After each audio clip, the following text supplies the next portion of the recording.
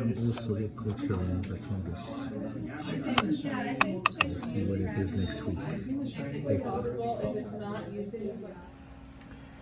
So this is our autoclave here at San State University, and it is used to sterilize media by and large. So the way we use it is we fill the chamber here with water, basically, to create the steam. And then there's a gauge here for the pressure gauge that ends up rising after I start the cycle. As it rises, temperature rises with it, right? And then when it reaches 100 degrees, the 15-pound pressure ends up forcing the temperature to go up to 121 degrees centigrade, right? So it's pretty hot in there for a while. So it's steam under pressure is what ends up sterilizing anything you put in here, right? So we're gonna give it a try and see how it works. So I have the book now in autoclave bag, and I'm gonna just stick it into the autoclave. So the autoclaving ultimately, when it comes out, may darken the fungal staining, but at least the fungus itself will be gone.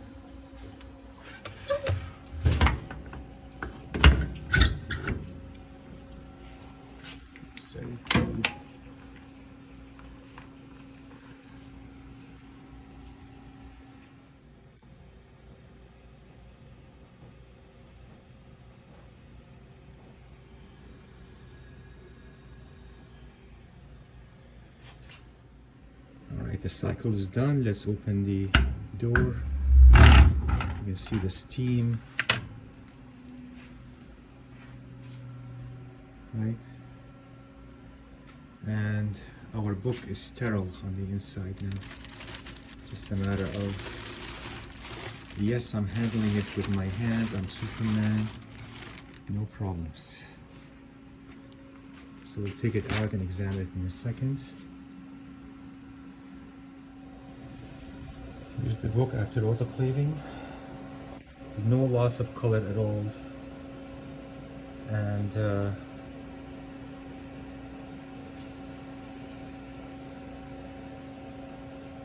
interior, these discolorations got accentuated a little bit because of the heat, but it got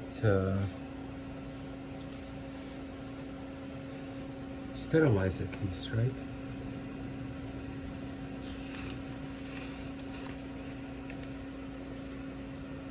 Look at the back side. Of course, I didn't take the staples out. I should have taken the staples out. Again, the back side looks sterile. The fungus is still here, but is dead now. So you don't have to worry about it spreading or handling it. The mycotoxins, of course, of the fungus could be problematic for people, so you're gonna have to deal with removing some of that staining at some point. And the heat caused some darkening of the paper. I mean, it's brittle to begin with, and it got even more brittle now. So this has to be dealt with carefully, but we'll treat it with some tender loving care, as we say, right?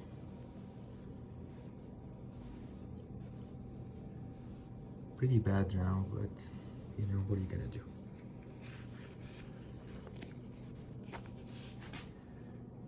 So the old sleeve I'm not gonna use.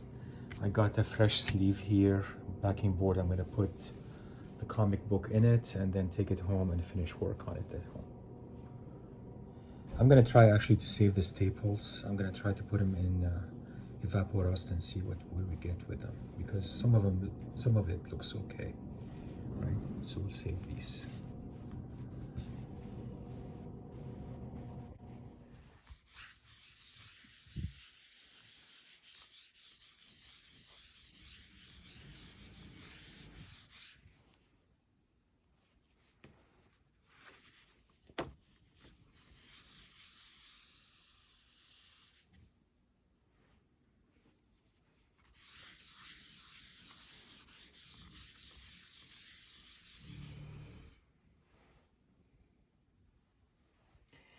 So I'm gonna spray both sides with calcium hydroxide that has glycerin in it, right? Just like a drop of glycerin, not much, right? Because this is very brittle at this point and very thin, right? The cover is very thin. So this was also before autoclaving it. So see the browning in it, which is the result of the heat.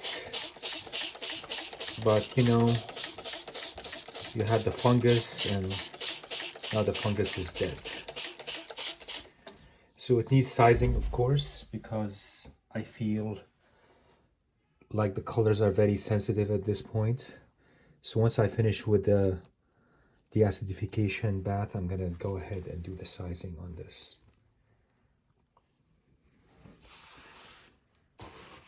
And I cleaned it up a little bit, not much, with makeup pads.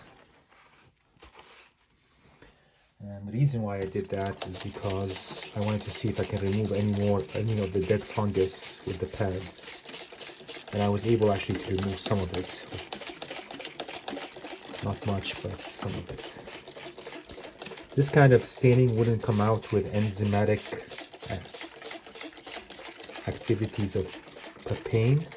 We can try papain, but when I have papain, I can try it. I can just add it to it, right? So I have here enzymatic solution of papain and betaine. The betaine is the surfactant, it's a biological surfactant, and the papain is the proteolytic enzyme that can remove fungal staining. But I think my experience with these kind of staining, they don't come out, right? We'll give it a try anyway. We'll just brush it with the solution and let it sit the duration of the 10 minutes we're gonna leave this before we try it. And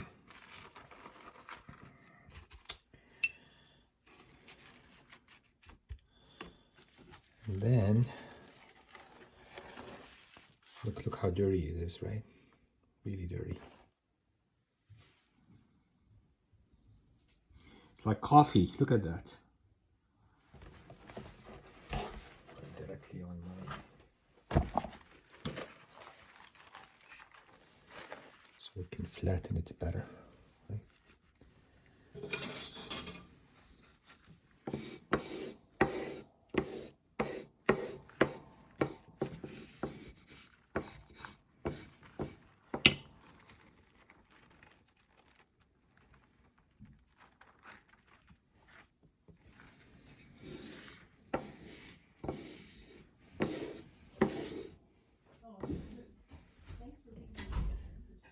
So I'm brushing this with betaine and papain, also this side here.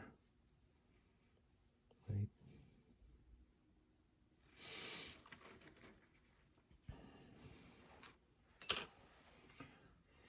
And this is 9 grams Tengu tissue. I'm going to use it for the spine. And I'm going to use it also to stabilize the tears here before I continue on with the leaf casting of the spine, right? So let's do that.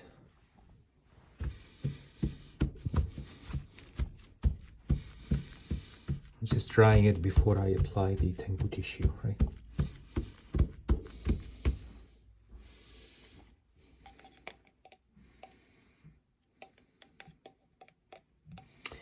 So here I'm using dilute nori. I'm gonna just apply it to the spine.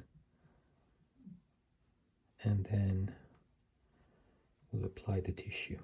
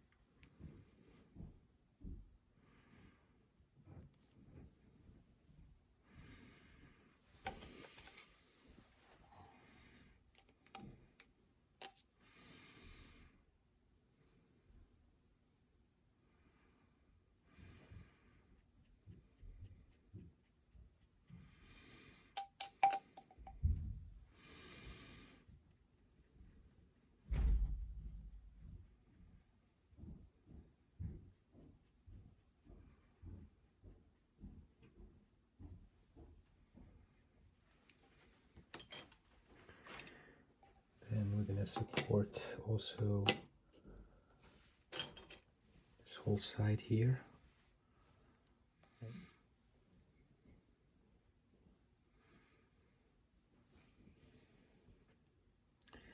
Like the other one.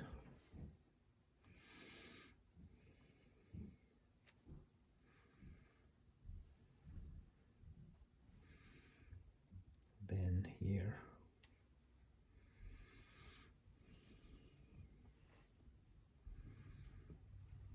Finally here.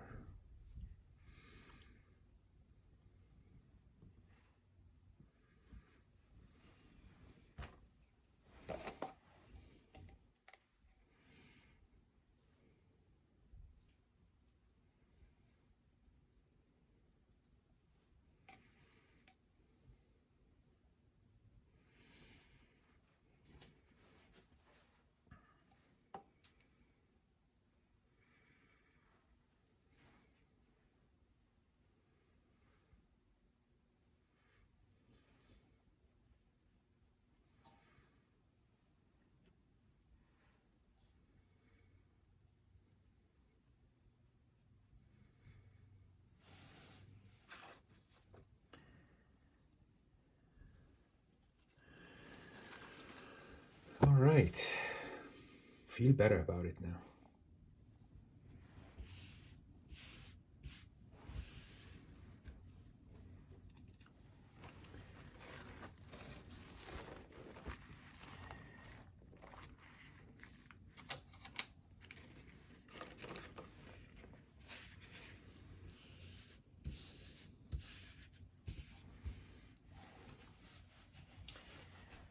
Okay, as I predicted, the fungus is gone, but not the discoloration, right?